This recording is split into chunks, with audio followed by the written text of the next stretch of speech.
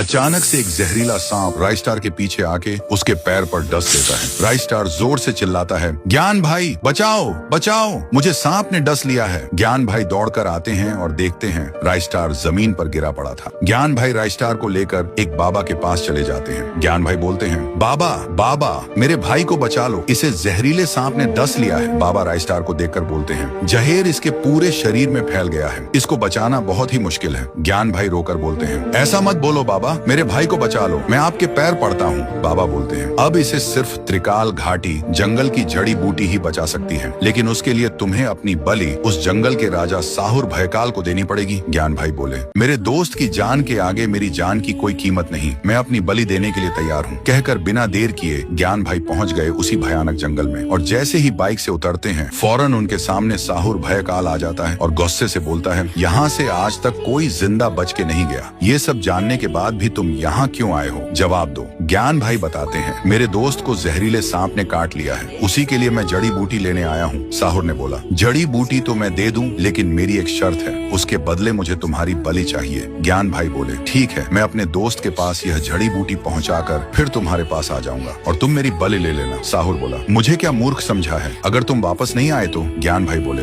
मैं तुमसे वादा करता हूँ, मैं अपने दोस्त को जड़ी बूटी देकर तुम्हारे पास जरूर आऊंगा। फिर साहुर उसे जाने देता है। उधर राइस्टार की हालत और भी बिगड़ती जा रही थी। तभी ज्ञान भाई बाइक से आते हैं और बाबा को जड़ी बूटी देकर बोलते हैं, बाबा जल्दी से मेरे दोस्त को ठीक कर दो। बाबा राइस्टार को जड़ी बूटी पिलाते हैं और राइस्टार को होश आता है। राइस्टार देखता है उसका दोस्त ज्ञान भाई उसके पास नहीं था। राइस्टार बाबा से पूछता है, बाबा मेरा दोस्त कहाँ है? बाबा बताते हैं, तुम्हारा दोस्त अपनी बलि देकर यह जड़ी बूटी लाया है। ये सुनकर राइस्टार टूट सा गया और फूट फूट कर रोने लगा। उधर ज्ञान भाई साहुर के पास जाकर बोलते हैं, साहुर मैं आ गया, अब तुम मेरी बलि ले लो। साहुर ज्ञान भाई की ईमानदारी देखकर बोलता है, मैं तुम्हारी ईमानदारी से खुश हुआ, जाओ मैंने तुम्हारी जान बख्श दी। उसके बाद ज्ञान भाई राइस्टार के पास गया। राइस्टार ज्ञान भाई को देख चौंक गया और बोला, ज्ञान भाई आप जिंदा हो, लेकिन बाबा तो बोल रहे थे आप मर गए हो। ज्ञान भाई हंसते हुए बोले, बहुत लंबी कहानी है, फिर कभी बताऊंगा।